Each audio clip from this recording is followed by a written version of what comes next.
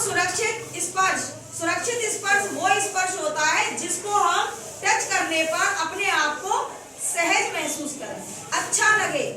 जैसे मेरे टच करने पर इस बच्ची को अच्छा लगा, मैंने कहा शाबाश, बहुत अच्छा पढ़ा तुमने, तो इसको अच्छा लगा। लेकिन यदि मैंने यही काम उल्टी तरीके से कहा इसको और बुरी तरीके से मैं ऐसे छू रही हूँ, ऐसे कर रही हूँ, इसके आगे पीछे हाथ लगा रही हूँ, तो इसको कहीं ना कहीं असुरक्षित लगेगा, असहज यानी अच्छा नहीं लगेगा।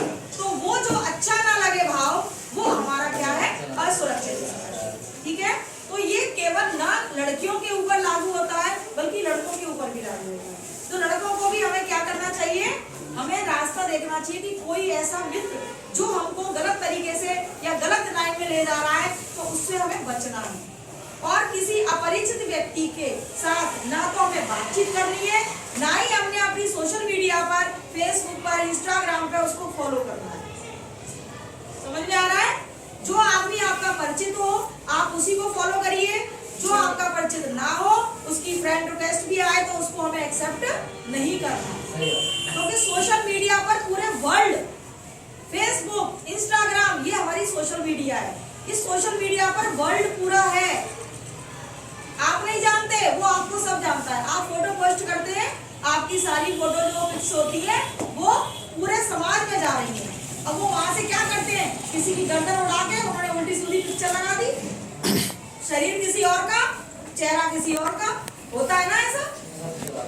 तो ऐसे ऐसे ऐप चल गए हैं कि आप होंगे ही नहीं, आपका शरीर या आपकी फोटो और गंदी पिक्चर लगा दी उन्होंने आगे की, धड़ नीचे का गंदा कर दिया, तो वहां क्या होगा, बदनामी होगी, किसकी, हमारी, हम लोगों की। तो गलतियों से बचें, सावधानी रखें, आप सुरक्षित और अस्पर्श, जो असुरक्षित स्पर्श है उसको समझें। और यहाँ तक कि लड़कों को भी अपनी सेफ्टी रखनी चाहिए, रात को देर रात तक अपने घर से बाहर कभी नहीं जाना चाहिए।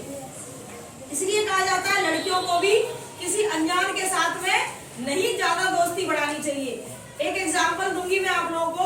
एक लड़की फेसबुक के जरिए एक लड़के से मिली, उसने दोस्ती बढ़ाई, उससे दोस्ती बढ़ाई, दोस्त आपस में काफी क्लोज हो गए और उसने कहा कि अरे यार बहुत दिन हो गए, 4 साल हो गए हमारी दोस्ती को, हमने एक दूसरे को देखा तक नहीं है, केवल हमने वीडियो कॉलिंग पर या हमने फेसबुक नहीं, केवल फेसबुक के जरिए उन लोगों की बात हुई। फिर उन्होंने मिलने का विचार किया, हमने सोचा कि आज हम मिलते हैं। तो वो लड़का भी दिल्ली से आया और लड़की भी यूपी की थी, वो पहुंच गई। उन्होंने एक होटल में मिलने के लिए कहा, तो वो होटल बुक कराया गया। होटल के कमरे में जब वो लड़की वहां पहुंची तो उसने ये कहा, अरे आज तो हम बहुत दिन बाद मिले हैं, कुछ स्पेशल हो जाए। उसने कहा कुछ स्पेशल हो जाए, इस दिन को हम अपना यादगार दिन बनाएंगे। तो उसने क्या किया, उस लड़की के साथ गलत काम किया, लड़की के साथ गलत काम हुआ। उसके बाद वो अपने घर चली गई। उसने ये भी कहा कि इस बात को तुम अपने घर जाके मत कहना किसी से भी, इससे तुम्हारी हमारी बदनामी हो सकती है, इसलिए इस बात को यहीं की यहीं छोड़ देना। जब वो लड़की घर गई, उसने कहा उसको रात को नींद नहीं आई, उसको लगा कि मेरे साथ कुछ गलत हुआ है और मुझे ये बात अपने माता पिता को बतानी चाहिए कि नहीं बतानी चाहिए।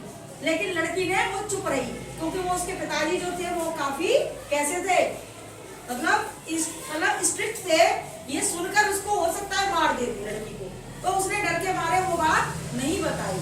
जब वो नहीं बताई तो फिर कोई बात नहीं, 4-6 दिन बीते। उसके बाद अगले हफ्ते फिर फोन आया कि मैं तुमसे मिलना चाहता हूँ, और देखो तुम नहीं आई तो ये मैंने तुम्हारा वीडियो बना लिया है, इस वीडियो को मैं वायरल कर दूंगा। अब लड़की बिल्कुल बुरी तरीके से फंस गई, यदि वो नहीं आती तो वो वीडियो वायरल हो जाएगा, यदि वो आएगी तो क्या होगा, फिर वही हरकत होगी जो पहले उसके साथ हुई है, फिर दोबारा गलत काम है।